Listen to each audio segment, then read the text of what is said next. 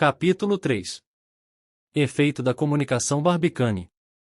É impossível descrever o efeito produzido pelas últimas palavras do honrado presidente. Que gritos! Que vociferações! Que sucessão de grunhidos, de urras, de hip, hip, hip, de todas aquelas onomatopeias que superabundam na linguagem dos americanos. Era uma desordem, uma algazarra indescritível. Gritavam as bocas, batiam as mãos, e os pés abalavam o pavimento das salas. Nem que todas as armas daquele museu de artilharia se disparassem a um tempo teriam agitado com maior violência as ondas sonoras. Nem o caso é para admirar. Artilheiros há mais ruidosos que os próprios canhões.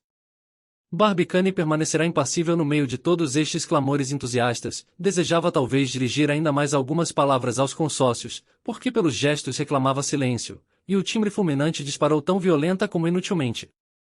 Porém nem sequer ouviam. Pouco depois arrancaram-no da cadeira presidencial e levarão-no em triunfo, passando das mãos dos fiéis camaradas para os braços de uma multidão não menos exaltada. Não há coisa neste mundo capaz de causar pasmo a um americano. Muitas vezes se tem repetido que a palavra, impossível, não é francesa. Certamente há nesta asserção troca de dicionário. Na América é que tudo é fácil, tudo é simples, e pelo que diz respeito a dificuldades mecânicas, essas estão mortas já antes de nascerem. Nenhum só Yankee genuíno teria permitido a si próprio sonhar sequer uma sombra de dificuldade entre o projeto Barbicane e a sua realização. Dito e feito. O passeio triunfal do presidente prolongou-se durante a noite. Foi uma verdadeira marcha à luz dos archotes. Irlandeses, alemães, franceses, toda a casta de indivíduos heterogêneos de que é formada a população do Maryland, gritavam na sua língua pátria. Os vivas, os urras e os bravos confundiam-se num entusiasmo inexprimível.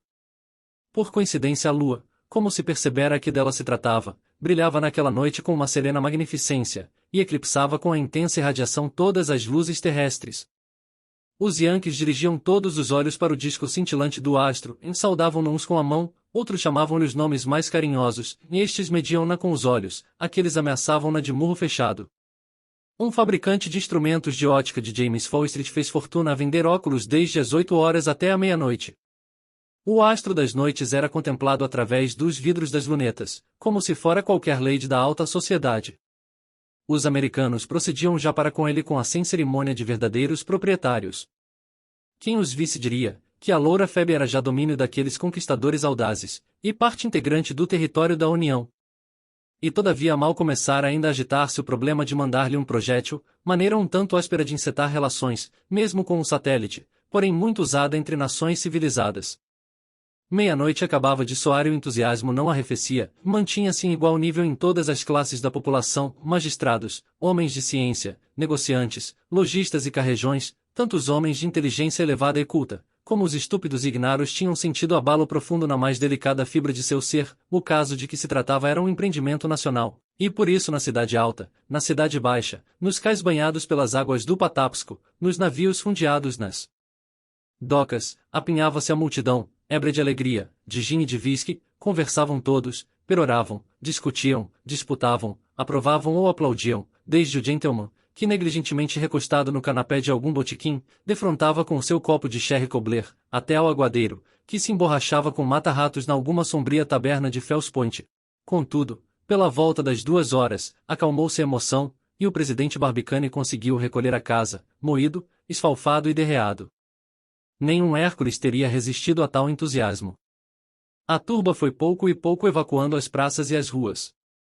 Os 4 caminhos de ferro do Ohio, de Susquehanna, de Filadélfia e de Washington, que entroncam em Baltimore, foram lançar o público exogêneo nos 4 extremos dos Estados Unidos, e a cidade começou de repousar em relativa tranquilidade. Enganar-se-ia quem supusesse que durante aquela memorável noitada, só Baltimore fora vítima da agitação que descrevemos. Todas as grandes cidades da União, Nova York, Boston, Albany, Washington, Richmond, a cidade crescente, Charleston, Mobile, desde o Texas até ao Massachusetts, e desde o Michigan até as Floridas, todas participaram daquele delírio, porque os 30.000 sócios correspondentes do Gun Club, que já tinham conhecimento da carta do seu presidente, esperavam com igual impaciência a famosa comunicação de 5 de outubro, e portanto nesta mesma noite, à medida que as palavras saíam dos lábios do orador, iam correndo pelos fios telegráficos, através dos Estados da União, com a velocidade de 248.447 milhas por segundo.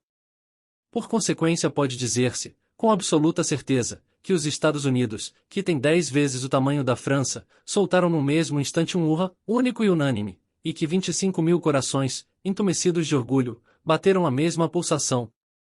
No dia seguinte lançaram mão do assunto 1.500 periódicos diários, hebdomadários, mensais ou bimensais, e estudaram-no sob os diferentes pontos de vista da física, da meteorologia, da economia política e da moral, pelo lado da preponderância política, e pelo da civilização.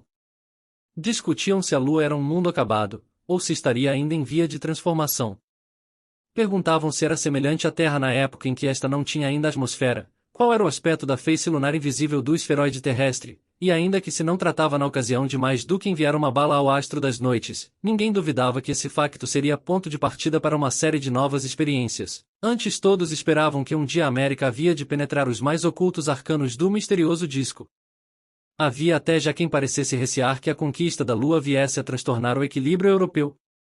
Discutiu se é verdade o projeto, mas nenhum único jornal pôs dúvidas à possibilidade da realização dele, antes pelo contrário até as revistas, folhetos, boletins e magazines publicados por associações científicas, literárias ou religiosas se encarregaram de demonstrar as vantagens de tal tentativa. A Sociedade de História Natural de Boston, a Sociedade Americana de Ciências e Artes de Albany, a Sociedade Geográfica e Estatística de Nova York, a Sociedade Filosófica Americana de Filadélfia, e o Instituto Smithsoniano de Washington enviaram ao Gun Club milhares de cartas de felicitação, com oferecimentos prontos de coadjuvação e dinheiro.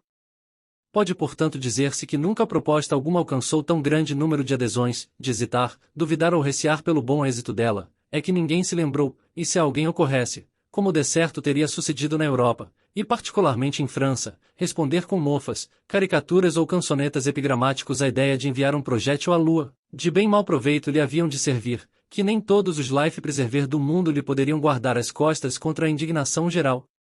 Há coisas de que não é permitido rir no Novo Mundo. A partir daquele dia foi Poisimpe Barbicane considerado como um dos mais notáveis e maiores cidadãos dos Estados Unidos, uma espécie de Washington da ciência. Um só facto entre muitos bastará para evidenciar a que ponto chegará aquela enfeudação súbita de um povo inteiro a um homem. O Observatório de Cambridge. Passados alguns dias depois da famosa sessão do Gun Club, anunciou, no Teatro de Baltimore, o diretor de uma companhia inglesa a representação de Mateado About Nothing. Ora a população da cidade, que viu no título da comédia uma alusão ofensiva aos projetos do presidente Barbicane, invadiu a sala, escangalhou os bancos, e obrigou o desgraçado do diretor a alterar o cartaz. O diretor, que era homem fino, soube curvar-se perante a vontade pública, e substituiu a desventurada comédia por As You Like It. O resultado foi ter, durante muitas semanas consecutivas, enchentes fenomenais.